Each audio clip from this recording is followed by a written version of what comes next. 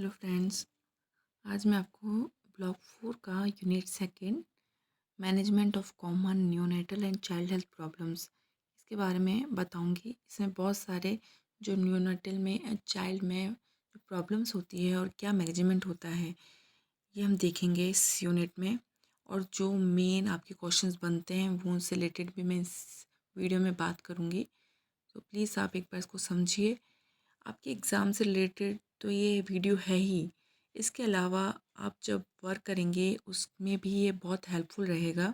इसलिए आप इसको अच्छे से समझिए और देखिए कि आप क्या मैनेजमेंट कर सकते हैं। अगर कोई भी चिल्ड्रन बच्चा इससे रिलेटेड कोई भी डिज़ीज़ या प्रॉब्लम से आया तो आप क्या मैनेज करेंगे, किस तरह उसको देखेंगे, क्या रिस्क फैक्टर हैं। तो आप एग्ज़ाम के साथ साथ आप खुद का जो वर्क स्किल्स इम्प्रूव कर सकते हैं। तो प्लीज़ इस वीडियो को अच्छे से वॉच कीजिए और आप एक बार अपनी बुक में जो लेसन है उसको ज़रूर एक बार रीड कीजिए, आपको अच्छे से समझ में आ जाएगा। हम पढ़ते हैं इसमें स्ट्रक्चर कि इसमें क्या क्या है। तो इसमें आएगा कॉमन न्यूनिटल प्रॉब्लम्स जैसे meconium passage, urine passage, regurgitation of milk, transitional stools, toxic erythema, vaginal discharge, breast engorgement, neonatal jaundice, perineal rashes, caput succedaneum, cephalhaematoma. इसके अलावा स्किन इन्फेक्शंस आएंगे, आई ईयर थ्रोट इन्फेक्शंस आएंगे, worm infestation, febrile seizure, poisoning, injuries and accident. इनको हम detail में जल्दी से समझ लेते हैं। Insect and animal bite. First है इंट्रोडक्शन। इंट्रोडक्शन में ये है कि जो न्यूबॉर्न बेबी है वो बहुत ही स्पेशल ग्रुप होता है बेबीज़ का, जिसे बहुत ही हाईली स्किल्ड केयर चाहिए ताकि हम प्रिवेंट कर सकें मोर्टलिटी एंड मॉर्बिडिटी को। जो चिल्ड्रन होते हैं वो बहुत ससेप्टेबल होते हैं इन्फेक्शियस डिजीज़ के लिए, क्योंकि वो उनकी इम्यूनिटी बहुत लो होती है।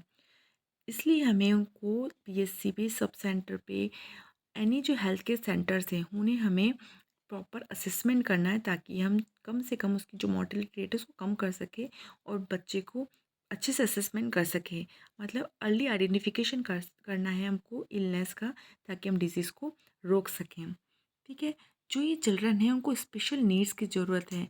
हमें प्रॉपर हेल्थ केयर प्रोवाइडर्स हैं उन्हें स्पेशली एक ट्रेनिंग दी जाती है ताकि वो प्रॉपर बेबी का असेसमेंट करे और प्रॉपर तरीके से उनको जांचे, ताकि वो उस को जो होने वाली डिजीज़ को रोक सके। ठीक है। इसी से रिलेटेड गवर्नमेंट ने प्लानिंग की थी और एक प्रोग्राम डेवलप किया था जिसका नाम है integrated management of neonatal and childhood illness. इसका हम डिटेल में यूनिट नेक्स्ट इसके जस्ट वाले यूनिट में हम देखेंगे। ठीक है। इस यूनिट में हम इन्फेक्शन और डिजीज़ के बारे में देखते हैं। ठीक है। फर्स्ट है ट्राइज। पहले ट्राइज क्या होता है ये ध्यान जान लेते हैं। ट्राइज फ्रेंच वर्ड से लिया गया है जिसका मीन्स है ट्रायर। ट्रायर का मतलब होता है विच मीन्स सेपरेट और सिलेक्ट, मतलब सेपरेट करना या सिलेक्ट करना। ट्राइज एक बहुत अच्छा प्रोसेस है, इसके थ्रू हम रैपिडली स्क्रीनिंग कर सकते हैं, सेपरेट कर सकते हैं सिक चिल्ड्रन को। ठीक है, जल्दी से, ताकि हम इसके साइन और सिम्टम को देखकर ये ट्राइज किया जाता है। जैसे कि इमरजेंसी साइन होते हैं जिनको तुरंत इमरजेंसी ट्रीटमेंट की ज़रूरत होती है। कुछ प्रायोरिटी साइन होते हैं जिन्हें हम प्रायोरिटी में रखकर ट्रीटमेंट दिया जाता है। और थर्ड होता है नॉन अर्जेंट केसेस, जिन्हें इतना इमरजेंसी और इतना प्रायोरिटी नहीं होती है, हमें उनको मतलब हम थोड़ी देर बाद भी उनको असेस कर सकते हैं। लेकिन जो इमरजेंसी और प्रायोरिटी उन्हें हमें तुरंत असेस करके ट्रीटमेंट देना ही है। जैसे कि जो इमरजेंसी साइन कौन कौन से आते हैं जिनको हमें तुरंत इमरजेंसी रूप में देखना है, जैसे कि ब्रीथिंग है ऑब्स्ट्रक्ट हो गई है, रेस्पिरेटरी डिस्ट्रेस है, सेंट्रल साइनोसिस हो गया है, shock sinus sign of shock है, जैसे कि heart rate with weak pulse. ठीक है। या फिर कोमा में, मतलब कोई लेवल ऑफ कॉन्शियसनेस उसका बिल्कुल लो हो गया है, कन्वर्जेंस है, सीवियर डिहाइड्रेशन है। ये सब इमरजेंसी साइन है, हमें तुरंत इमरजेंसी ट्रीटमेंट की ज़रूरत होती है। नेक्स्ट है प्रायोरिटी साइंस। प्रायोरिटी साइंस कौन कौन से हैं, जैसे कि टीनी इन्फेंट जो लेस देन 2 मंथ है, वेरी हाई ब्लड टेम्परेचर, बहुत ज़्यादा ब्लड टेम्परेचर है, ट्रोमा हो गया है, सीवियर पैलर है, पॉइजनिंग है, सीवियर पेन, डिस्ट्रेस, ये सब क्या है, प्रायोरिटी साइन है। ठीक है। ये इनको हम तुरंत क्या करना है, हमको इनको तुरंत हमें पता लगाना है ताकि हम जो हाई रिस्क है डाइंग की उसको रोक सकें। ठीक है। अब आइडियल टाइम क्या है ट्राइज करने का। तो आइडियल टाइम ये है कि जैसे ही बच्चा हॉस्पिटल या क्लिनिक सेंटर पे आया, हमें तुरंत उसको मतलब असेस करना है, चेक करना है ठीक है, हमें बिना देरी, बिना रजिस्ट्रेशन या बिना कोई ऐसी फॉर्मेलिटीज़ को फुलफ़िल किए हमें तुरंत उसका चेकअप करना है, ताकि हमें पता लगा सके कि बेबी को क्या ज़रूरत है। इमरजेंसी केयर की ज़रूरत है, प्रायोरिटी केयर की ज़रूरत है, या हम एग्ज़ामिन कर सकते हैं नॉर्मली रुक के। ठीक है, क्या प्लेस, कौन सी प्लेस पे ट्रायल्स किया जाता है? तो ट्रायल्स कहीं भी किया जा सकता है, हेल्थ सेंटर, सब सेंटर या होम पर। ठीक है, नेक्स्ट है एग्ज़ामिनेशन फॉर बर्थ डिफेक्ट। अगर बेबी को भी बर्थ डिफेक्ट है तो हम क्या करना है, उसको कम्प्लीटली हमें एग्ज़ामिनेशन करना है, मतलब ज़्यादा 48 आवर्स के अंदर हम इसका एग्ज़ामिनेशन हमें करना ही चाहिए। नेक्स्ट है कॉमन न्यूनेटल प्रॉब्लम। कौन कौन सी कॉमन न्यूनेटल मतलब न्यूबॉर्न है उस पर कॉमन प्रॉब्लम होती है जो हमें मैनेजमेंट करने की ज़रूरत होती है। ठीक है, फर्स्ट है मेकोनियम पैसेज। मेकोनियम पैसेज मतलब ये होता है कि जो 90% न्यूनेट्स हैं वो 24 हार्स में मेकोनियम पास कर देते हैं। अगर वो 24 हार्स में मेकोनियम पास नहीं कर रहे हैं, ठीक है, और उसके साथ साथ बच्चे को वॉमिटिंग की, एब्डोमिनल डिस्टेंशन की, मतलब पेट फूला फूला लग रहा है, उनको उल्टी आ रही है, ऐसी अगर प्रॉब्लम आ रही है तो हमें तुरंत एनजी ट्यूब पास करनी है। ठीक है, थ्रू नेज़ल कैविटी। अगर प्रॉपर तरीके से अगर एनजी ट्यूब आगे नहीं बढ़ रही है तो इसका मतलब कोई ना कोई ऑब्स्ट्रक्शन है। तो हमें क्या देखना है कि इन्वेस्टिगेशन करना है कि हाँ कोई ना कोई इसका डायग्नोसिस हो सकता है, इंटेस्टाइनल ऑब्स्ट्रक्शन हो सकता है, एनोरेक्टल एनोमलीज हो सकती है। तो हमें तुरंत उसको रेफरल करना है और तुरंत इमिडिएटली उसको ट्रीटमेंट प्रोवाइड करना है। नेक्स्ट है यूरिन पैसेज। मोर देन जो बच्चे होते हैं 90% न्यूबॉर्न होते हैं वो 24 हार्स टू 48 हार्स में यूरिन पास कर देते हैं। ठीक है, लेकिन कोई कोई बच्चे नहीं करते हैं यूरिन पैसेज, तो इसमें घबराने की बात नहीं है, क्योंकि किसी किसी में प्रॉब्लम होती है, जैसे कि कोई उन्होंने लिमिट फ्लूइड इनटेक किया हो, पुअर फीडिंग करी हो, इंक्रीज फ्लूइड लॉस हुआ हो। ठीक है, हीट लॉस होने की वजह से, एनवायरमेंटल टेम्परेचर की वजह से बच्चा यूरिन पास नहीं कर पा रहा है। अगर फिर भी वो यूरिन पास करने में फेल हो गया है 48 आवर्स के बाद, तो तुरंत उसे रेफर हायर फैसिलिटी में रेफ़र करना चाहिए। नेक्स्ट है रिगर्जिटेशन ऑफ मिल्क।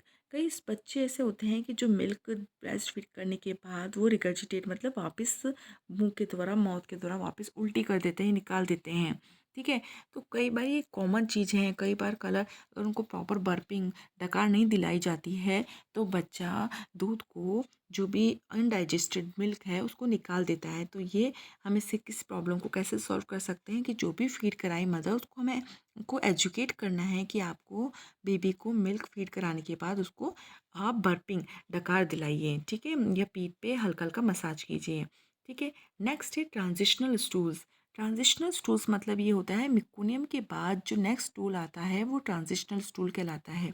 तो जो ट्रांजिशनल स्टूल कैसा होता है, लूज येलो ग्रीन कलर का वाटर स्टूल होता है। ठीक है, जो कि सेकेंड और थर्ड डे में आता है। ये एक साइन है कि बच्चा बहुत अच्छे से ब्रेस्ट फीड कर रहा है, और जो स्टूल ऐसा हो रहा है वो लैक्टोज जो प्रेजेंट होता है मदर के मिल्क में, उसकी वजह से ये ऐसा होता है। ठीक है, कम से कम इसकी फ्रीक्वेंसी जो स्टूल की होती है 10 to 15 डे में, ये मतलब पूरे हार्स में 10 to 15 डे बार अगर कर लेता है तो भी इसके लिए कोई ज़रूरी नहीं है कि कोई ट्रीटमेंट लो। बस आपको एश्योरेंस कराना है कि एक नॉर्मल प्रोसेस से, अगर इससे ज़्यादा है तो हमें तुरंत डॉक्टर को रेफ़र करना है। नेक्स्ट है toxic erythema of the newborn. जैसा कि आपको पिक्चर में दिखाई दे रहा है, एरिथमा, एरिथमा मतलब होता है red patches. Red patches baby की स्क्रीन पे दिखाई देना वो कहलाता है toxic erythema of the newborn. ये भी कॉमन और एक बिनाइन सेल्फ लिमिटेड एक प्रॉब्लम है, जिसकी भी कोई ट्रीटमेंट की आवश्यकता नहीं है। इसका अदर नेम आ सकता है एरिथमा टॉक्सिकम और एरिथमा टॉक्सिकम न्यूनेट्रम के नाम से। ठीक है, ये कंप्लीट हमारे जो फुल टर्म बेबीज़ होते हैं उनमें दिखाई देते हैं, ना कि प्रीमैच्योर में। ठीक है, बहुत ज़्यादा देखने को मिलता है फुल टर्म बेबीज़ में। ठीक है, ये जो कुछ दिनों के लिए दिखाई देता है और उसके बाद 2 वीक्स के अंदर ये क्या होता है, मतलब धीरे धीरे गायब हो जाता है, मतलब रिमूव हो जाता है। ठीक है, इसका मतलब होता है फ्लैट रेड पैचेस हमारे स्किन पे, बच्चे की जो स्किन है उस पर दिखाई देता है। ठीक है, ये थोड़े थोड़े दिनों में पूरे स्किन पे, पीठ पे, गालों पे, फेस पे दिखाई देता है और धीरे धीरे ये कम्प्लीटली रिमूव हो जाता है। तो हमें इनको पेरेंट्स को ये बताना है, एश्योर करना है कि ये कॉमन प्रॉब्लम है। अगर ये प्रॉब्लम कंटिन्यू रहे और ये पैपुल्स में बदल जाए, ठीक है, और ईचिंग प्रॉब्लम करने लग जाए, बहुत ज़्यादा फैलने लग जाए, तो हमें तुरंत जांच मतलब चेक करना है कि कहीं स्किन इन्फेक्शन हो या कोई प्रिकली हीट ना हो बेबी को। ठीक है, तो हमें ये भी एक बार एग्जामिनेशन करना ही है। नेक्स्ट है वेजाइनल डिस्चार्ज एंड ब्लीडिंग।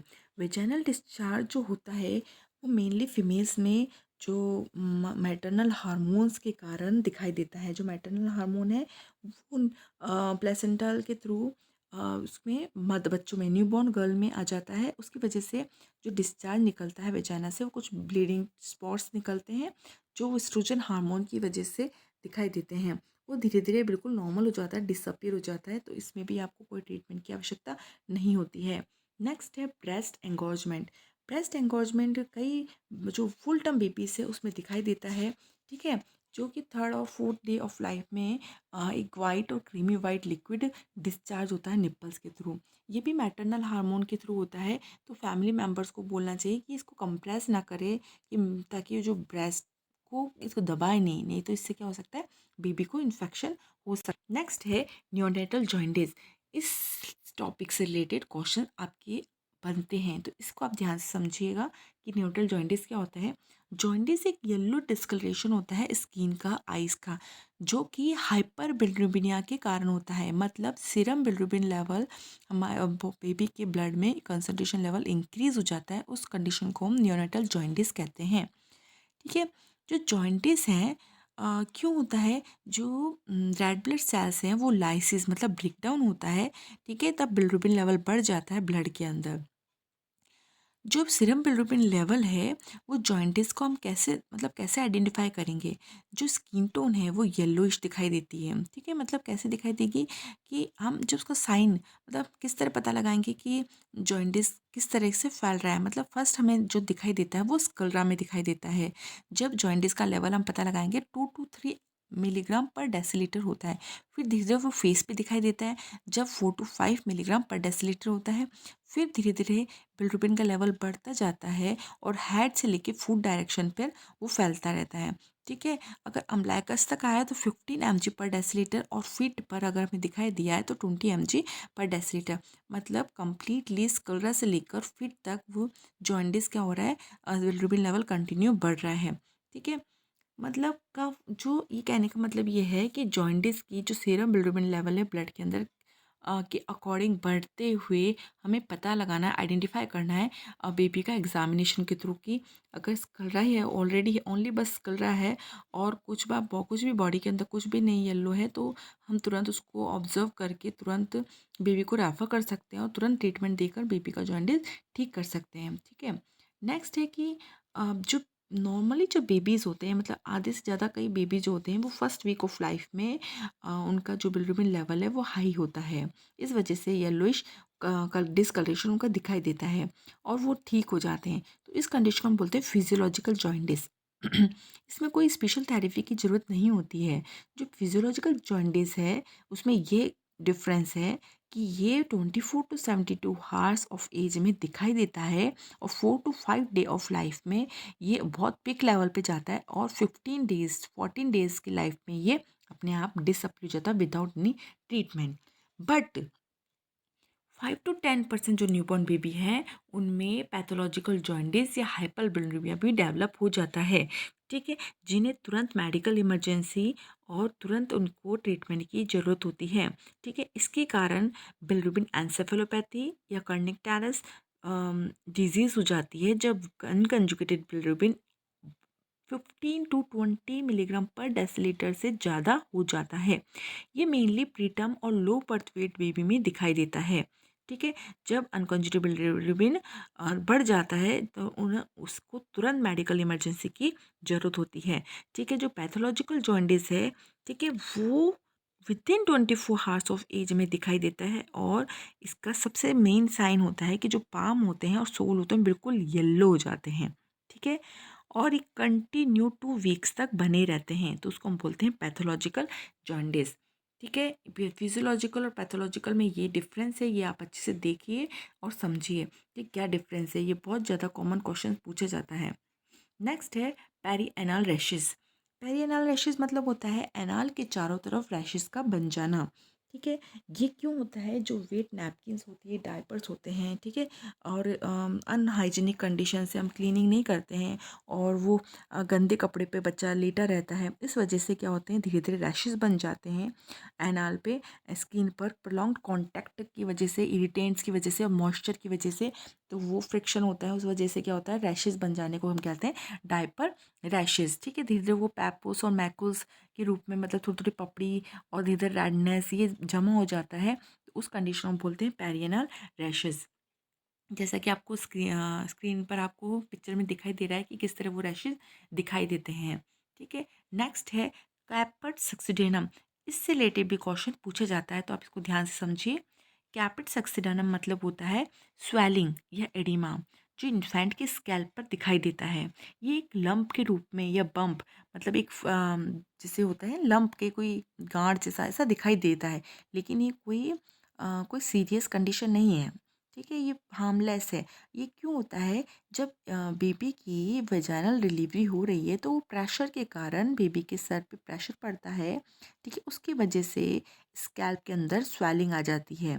ठीक है, एक इसको जब हम इसको जब प्रेस करेंगे तो एक डिम्पल बनता है। ठीक है, तो ये जो फ्लूइड है, स्वेलिंग वाला फ्लूइड, तो वो क्या होता है, हमारे बेबी के जो मिडलाइन है स्कैल्प में, वहाँ प्रेजेंट रहता है।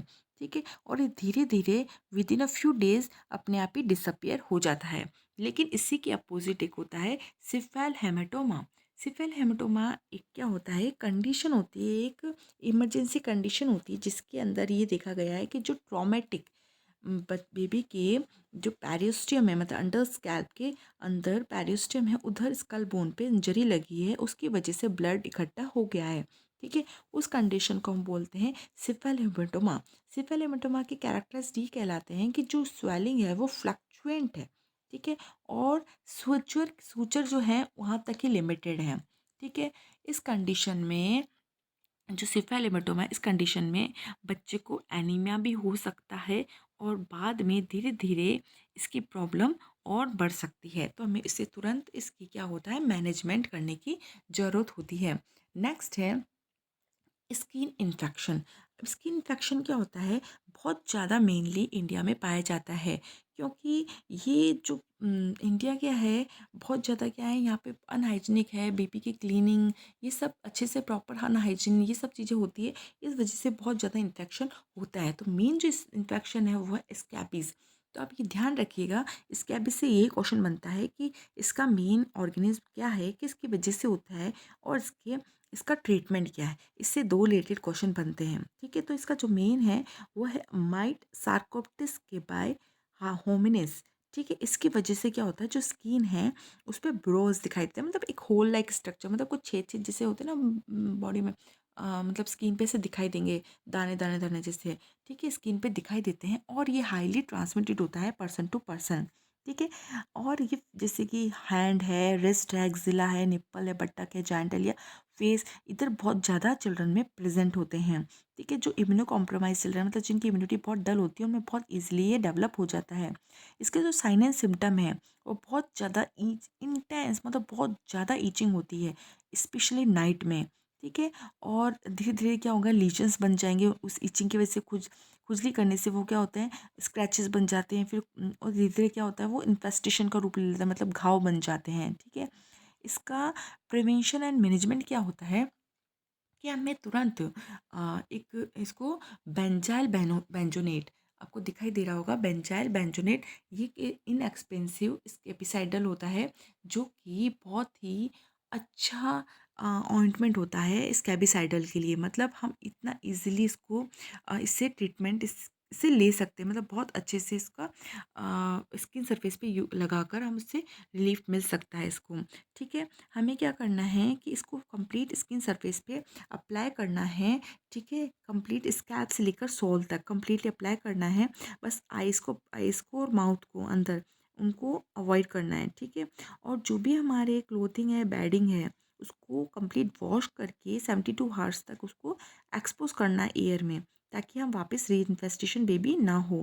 ठीक है, और इसके अलावा हम क्या कर सकते हैं, सेकंड है परमेथ्रिन। परमेथ्रिन 5% एक है, इक्वली इफेक्टिव होता है, लेकिन ये मोर एक्सपेंसिव होता है। ठीक है, नेक्स्ट है पेडिकुलोसिस।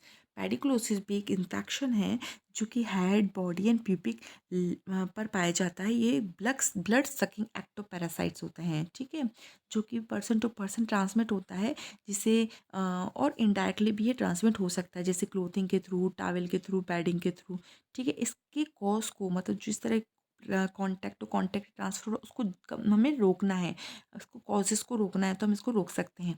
इसके क्लिनिकल फीचर्स क्या क्या हैं?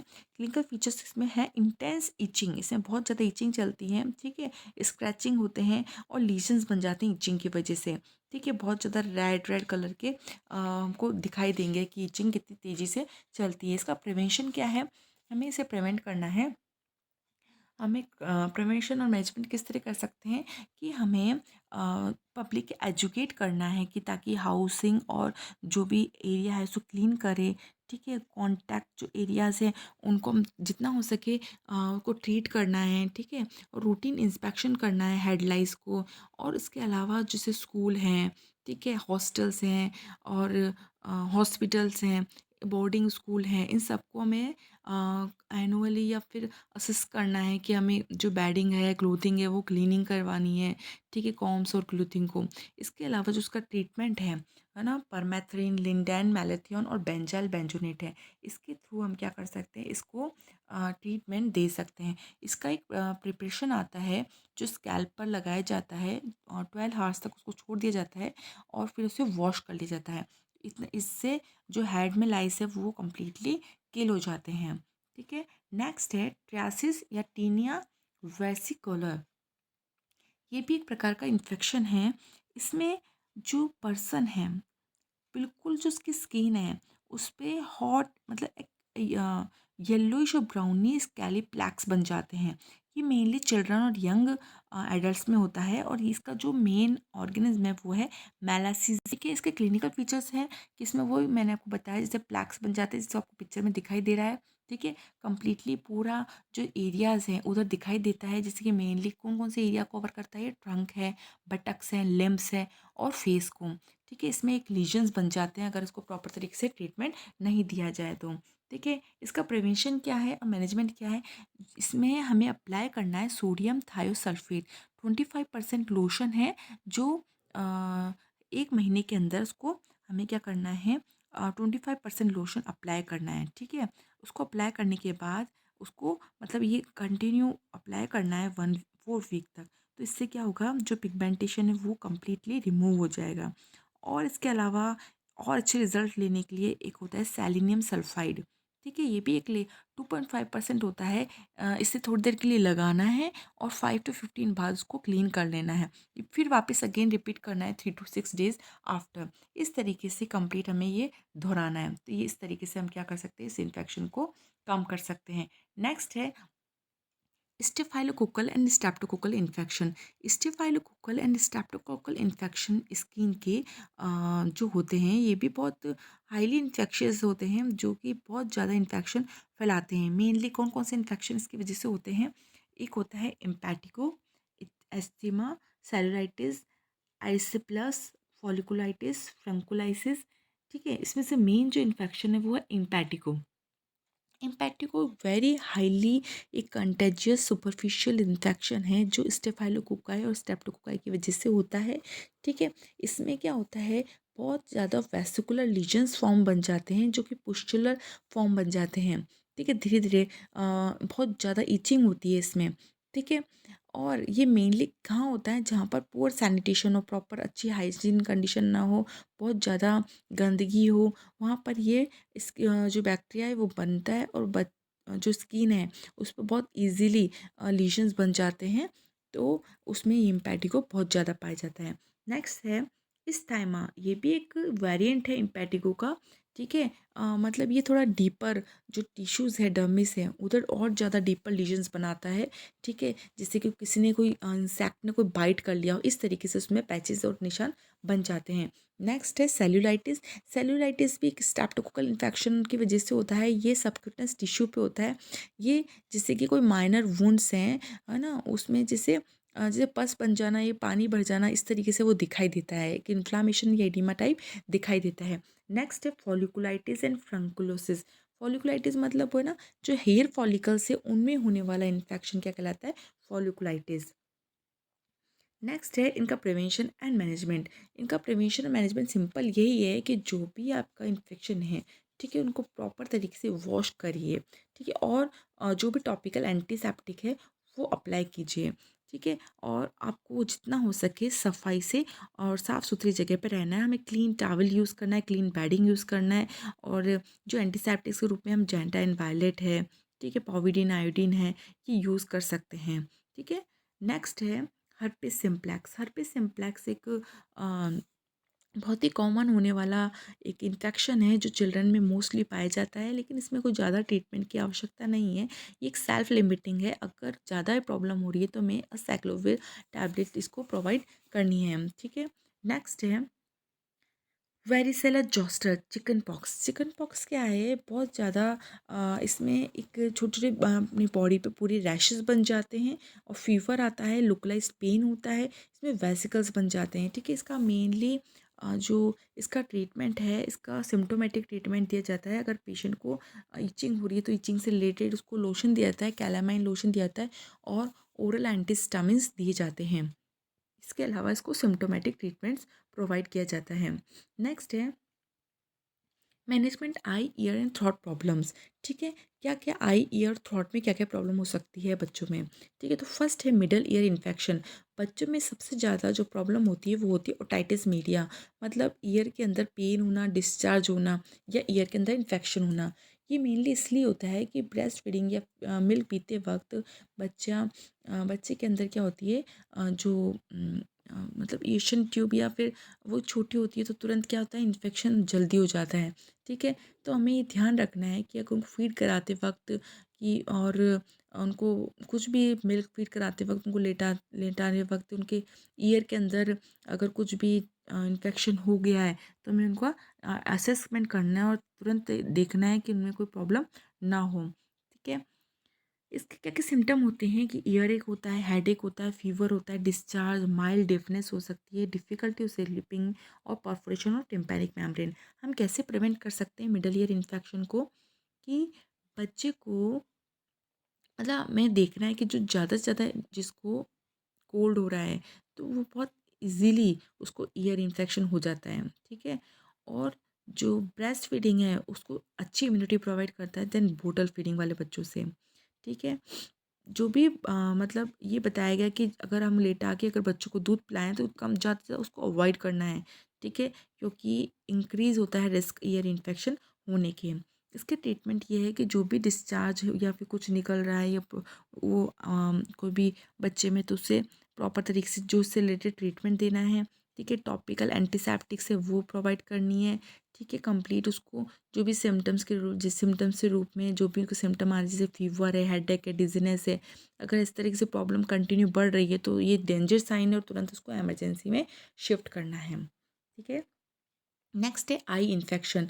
आई इन्फेक्शन में है कंजक्टिवाइटिस। कंजक्टिवाइटिस मीन्स होता है कि कंजक्टिवा का इन्फ्लामेशन हो जाना या इन्फेक्शन हो जाना, ठीक है। भी बहुत कॉमन प्रॉब्लम है बच्चों के अंदर। इसमें ना आइज़ रेडनेस हो जाती है, ठीक है, और आइज़ में से पानी आता है। तो हमें मतलब इसका प्रिवेंशन क्या होता है कि आइज़ को क्लीनिंग करनी है स्टाइल वाटर से, और कंप्लीट उसको जो भी सपोर्टिव मैनेजमेंट करना है, जो भी जिससे भी रिलेटेड उसको प्रॉब्लम हो रही है उससे रिलेटेड उसको सपोर्टिव मैनेजमेंट प्रोवाइड करना है।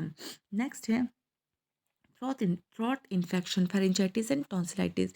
ये भी एक बहुत कॉमन प्रॉब्लम होती है बच्चों में, जो कि जिससे कि टॉन्सिल्स रूप में, टॉन्सिल्स जो हैं वो इन्फेक्टेड हो जाते हैं, ठीक है।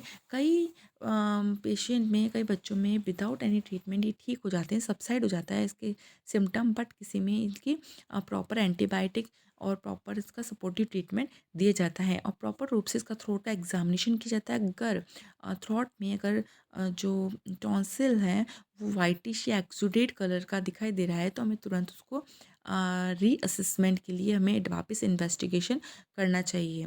नेक्स्ट है foreign body in ear and nose and throat.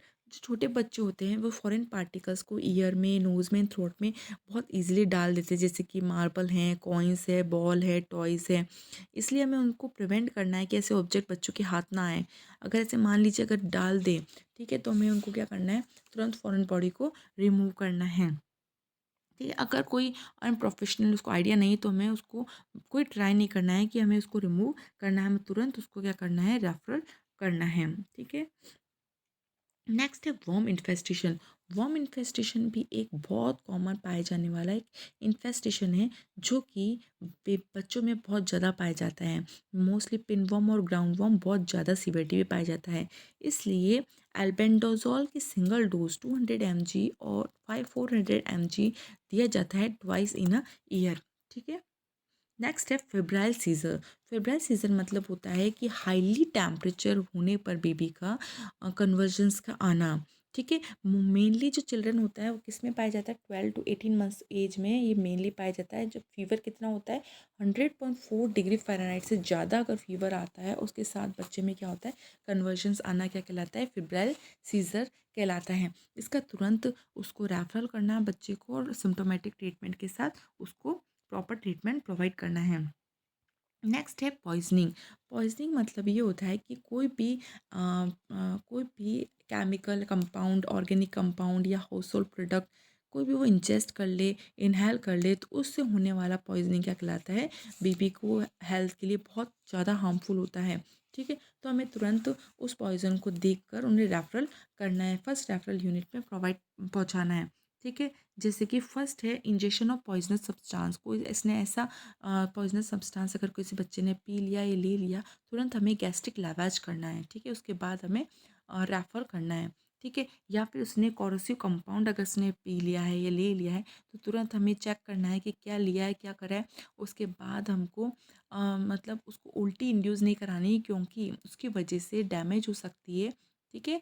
जो रेस्पिरेटरी ट्रैक्ट वो डैमेज हो सकता है। ठीक है। हमें तुरंत उसको मिल्क या वाटर प्रोवाइड करना है, ताकि जितना जल्दी वो डाइल्यूट हो जाए और ज़्यादा से ज़्यादा इफ़ेक्ट उसका कम हो सके। ठीक है। इसके अलावा पॉइजनिंग का हो पेट्रोलियम कंपाउंड से, तो वो भी हमें चेक करना है, तुरंत हमें उसे रेफ़र करना है। ठीक है। और अगर ऑक्सीजन सप्लीमेंट्री हो तो तुरंत हमें उसको ऑक्सीजन सैचुरेशन पे लेना है। ठीक है। अगर ऑर्गेन पॉइजन हुआ है ऑर्गेनोफॉस्फोरस या कार्बामेट कंपाउंड से, तब भी हमें ये ध्यान रखना है कि किस तरीके से पॉइजन फैल रहा है, क्या हो रहा है, और उसको तुरंत हमें रिमूव करना है उस पॉइजन को। ठीक है। और हमको उसको रेफर करवाना है। ठीक है। नेक्स्ट है skin contamination by poisonous substance. अगर स्किन का कंटामिनेट हुआ है तो स्किन पर जो भी पॉइजनस सब्सटेंस लगा है तो उसे तुरंत रिमूव करना है, और जो भी एक्सपोज करना है एरिया को, मतलब वाटर के थ्रू हमें उसको क्लीन करना है कम्प्लीटली जो स्किन पर लगा है। ठीक है। और तुरंत हमें ग्लव्स वगैरह जो भी एप्रन्स वगैरह है उसे उसको लेकर और उसको कंप्लीट डिस्पोज करना है प्लास्टिक बैग के, ताकि वो अदर इन्फेक्शन ना हो। नेक्स्ट है आई कंटामिनेशन बाय पॉइजनस सब्सटेंस। अगर इसके कोई भी पॉइजनस सब्सटेंस से आइज़ के अंदर अगर कंटामिनेट हुआ है, तो तुरंत हमें रनिंग वाटर के अंदर 10 to 15 मिनट तक उसको क्लीन करना है। ठीक है। और अर्जेंटली उसको हायर सेंटर पर ट्रांसफ़र करना है। अगर इन्हेलेशन हुआ है पॉइजनस सब्सटेंस को, तो उस जो भी एक्सपोजर उसे रिमूव करना है चाइल्ड को, और अर्जेंटली कॉल करना है हेल्प के लिए, और ट्रांसफ़र करना है बेबी को, ताकि रेस्पिरेटरी डिस्ट्रेस ना हो।